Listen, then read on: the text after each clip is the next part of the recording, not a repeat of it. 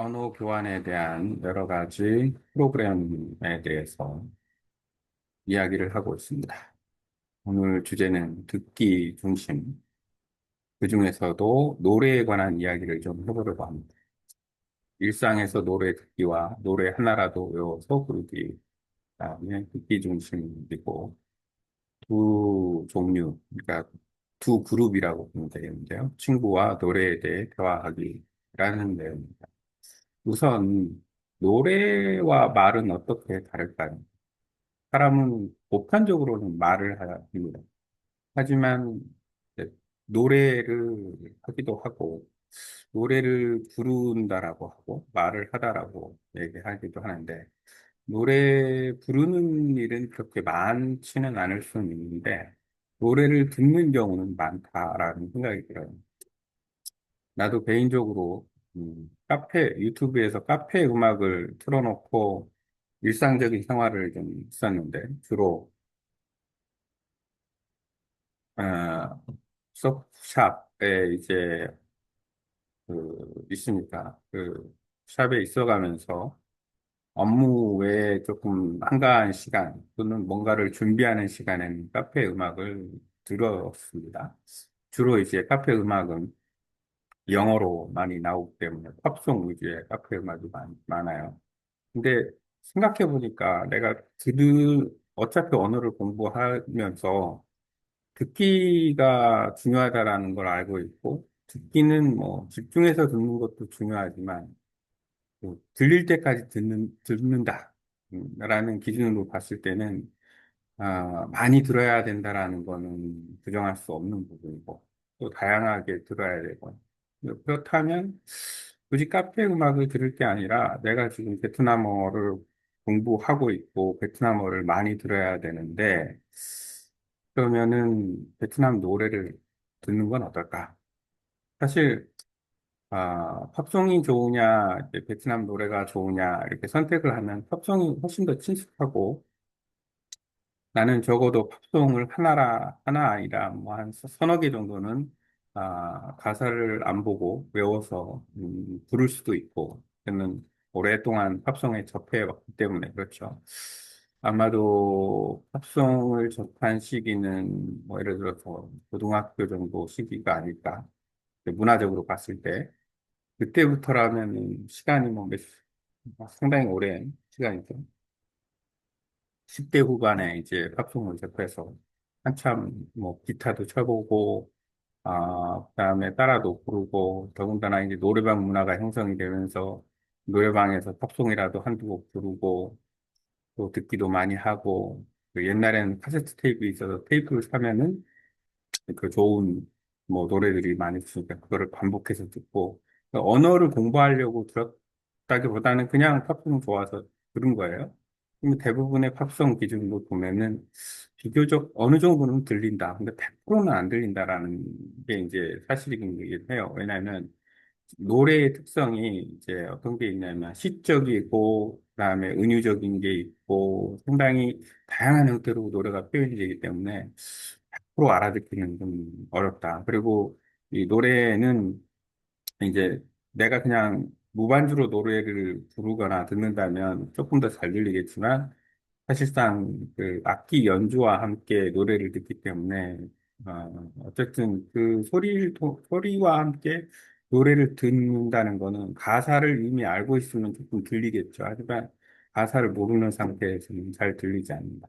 어찌 보면 외국어, 외국어니까 그렇지. 한국어 노래라면은 조금 잘 들리겠죠. 근데 또 100%가 아닐 수도 있어요. 어쨌든 그런 부분이 있다. 그 노래는 특성이 있다. 사실 외국어도 우리가 들어서 안 들리는 것은 마치 우리가 노래를 듣는 것과 같은 영향일 수도 있다라는 생각을 듭니다. 이제, 베트남 노래를 기준으로 봤을 때는, 팝송은 내가 이렇게 친숙하지만 베트남 노래는 조금 들어본 적이 있고 친숙하지는 않아요.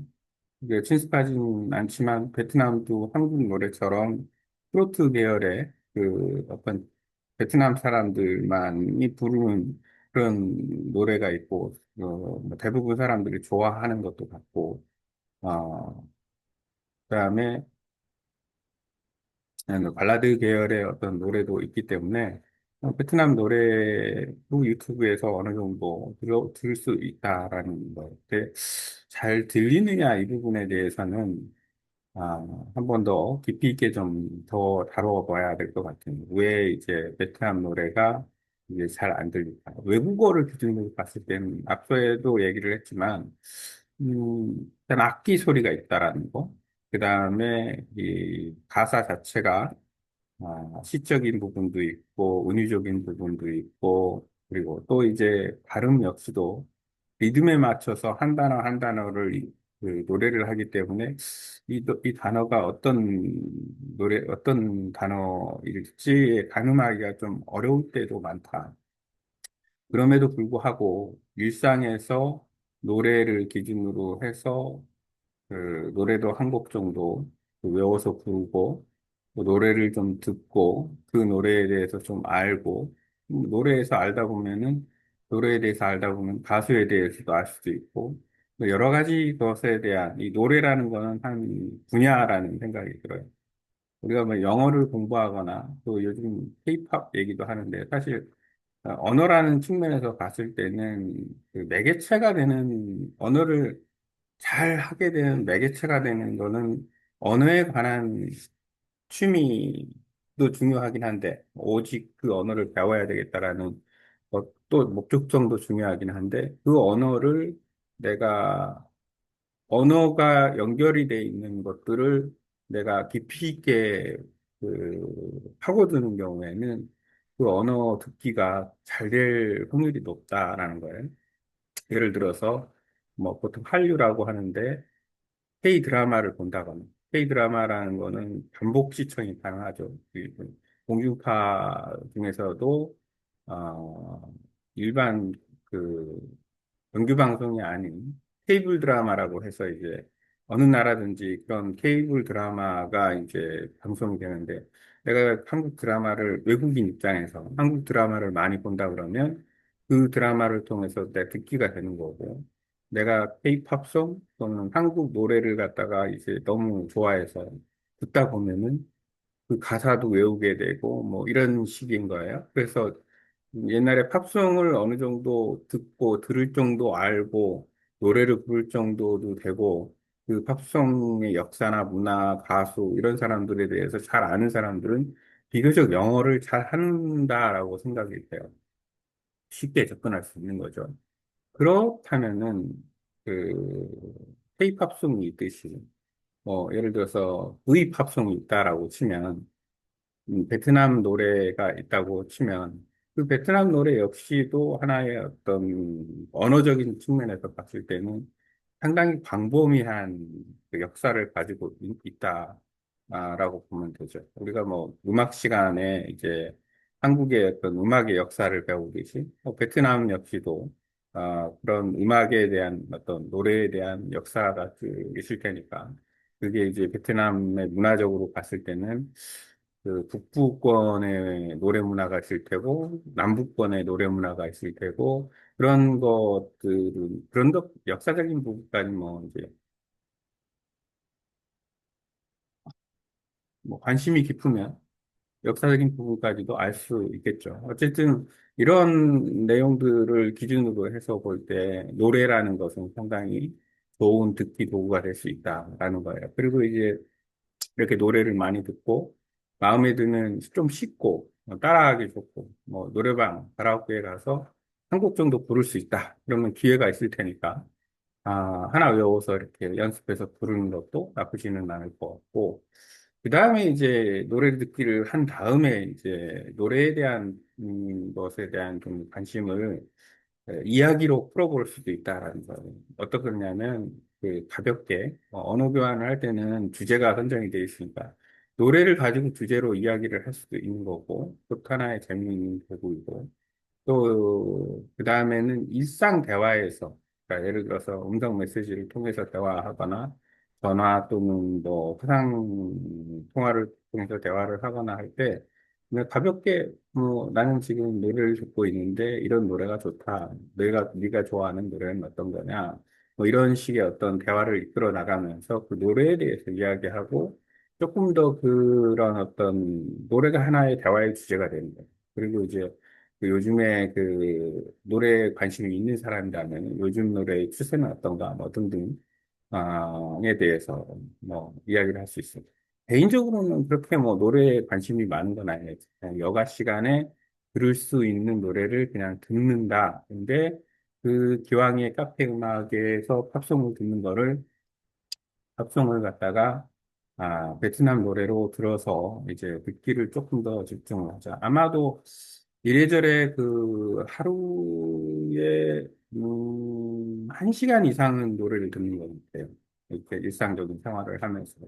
그렇다면은 그 1시간 동안 노래를 듣는 게 1년간 누적이 됐다 그러면은 365시간이라고 보면 되고, 3년 정도 되면은, 뭐, 이제 한 1000시간의 어떤 노래를 듣는다 그러면, 1000시간의 노래를 듣는다 그러면은, 1000시간의 노래를 듣는다 그러면, 그 노래의 양은 상당히 많고, 그걸 통해서 또 이제 듣기가 또 어떻게 보면은, 플러스 알파가 되는 거죠. 이렇게 달리는 기차에 조금 더 속도를 낼 수 있는, 달리는 자동차에 조금 더 속도를 낼 수 있는 엑셀레터를 하나를 더, 이렇게 밟아서 속도를 하나를 더 올려보는 거예요. 그런 어떤 느낌으로 해서 노래를 활용을 한다. 그러면은 훨씬 좋지 않을까라는 생각을 해서 이야기를 풀어봤습니다.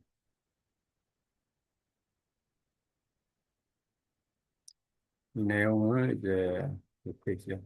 4.5페이지 정도 이야기를 했네요. 이제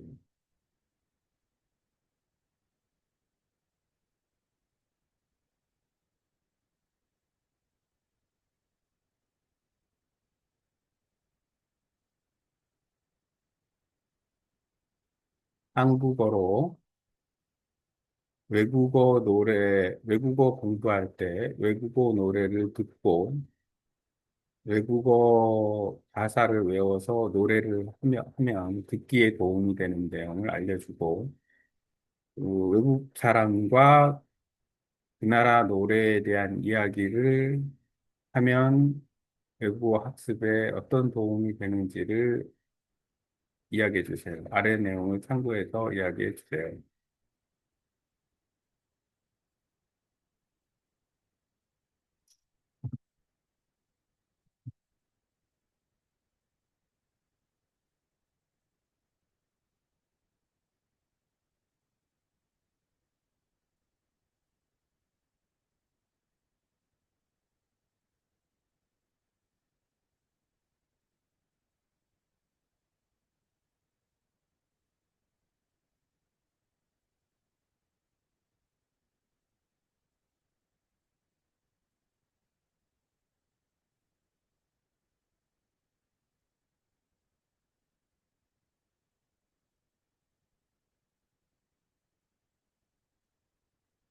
노래 가사까지 분석을 해준다고 하니까 그 정도까지는 깊이 있게 생각해 보진 않았는데 일단은 노래를 듣고 내가 노래에 대해서 충분히 알면 그 다음 단계로 이제 넘어갈 수 있지 않을까라는 생각이 듭니다. 그래서 우선은 그냥 일상적으로 노래를 듣자. 외국어 학습에서 노래를 듣고 외우고 노래에 대해 이야기하는 것이 어떻게 듣기 능력과 말하기 능력에 도움이 되는지에 대해 정리해 드릴게요. 아래 내용을 참고해서 한국어로 구조화하여 설명드리겠습니다. 외국어 노래 학습이 듣기에 도움이 되는 이유, 자연스러운 반복 노출, 패시브 리스닝, 일상에서 노래는 자연스럽게 자주 듣게 됩니다. 반복해서 들으면 귀가 리듬, 발음, 억양, 소리 패턴에 익숙해집니다. 이 과정은 우리가 유아기 때 언어를 습득할 때와 유사합니다. 귀에 익은 멜로디, 언어 패턴. 노래는 리듬과 멜로디를 따라가며 반복되므로 일반 대화보다 기억에 오래 남습니다. 가사 속에는 일상 회화 표현이 포함되어 있어 듣기를 통해 표현을 읽을 수 있습니다. 외국어 노래를 외우고 불러보는 학습 효과. 발음과 억양 연습, 가사를 보고 따라 부르면 입모양, 발음, 강세, 억양을 실감나게 연습할 수 있습니다. 특히 노래는 정확한 타이밍과 리듬을 맞춰야 하므로 말보다 더 정밀한 발음 연습이 됩니다. 어휘와 문장 패턴 익히기. 외운 노래 가사는 말처럼 자연스럽게 나오는 표현들로 구성되어 있습니다. 실제 회화에서 활용 가능한 표현을 무의식적으로 반복 훈련하게 됩니다. 노래를 주제로 외국인과 이야기 나누면 생기는 효과, 공감 기반 확대, 기반 대화 소재. 요즘 무슨 노래 들어? 이 가수 알아? 이 노래 가수 무슨 뜻일까? 이런 질문은 자연스럽게 언어 교환의 시작점이 됩니다. 문화 이해의 폭 확대, 노래를 통해 그 나라의 감성, 사회 분위기, 사고방식을 이해할 수 있습니다. 문화는 언어의 맥락이기 때문에 노래로 문화를 배우면 언어 습득도 깊어집니다. 외국어 노래를 듣기 학습에 활용하는 팁, 방법과 설명, 반복해서 듣기, 같은 곡을 여러 번 들어 귀에 익히기, 가사 부분을 듣기, 눈으로 단어를 확인하며 소리를 연결하기, 따라 부르기, 발음과 리듬 훈련 흥미 유지, 가사 외우기, 반복 암기를 통해 문장 구조 학습, 외국인과 노래 이야기하기, 표현력 증가, 흥미있는 주제로 대화, 예시 대화, 언어 교환 시, I listen to a Vietnamese song called 노래 제목. Oh, I know that one. The lyrics are really poetry. Yeah, but I couldn't catch all the words. Do you know what it means? It means missing someone deeply. That's beautiful. No. Do you have any song you recommend? 이런 식으로 자연스럽게 듣기 위해 대화가 연결됩니다. 결론. 노래는 단순한 음악이 아니라 언어, 문화, 감성이 담긴 학습 도구입니다. 한국말이라도 완전히 외워 부르기를 실천해 보세요. 외국인과 노래 이야기를 나누는 순간 언어는 지식이 아니라 연결이 됩니다. 오케이.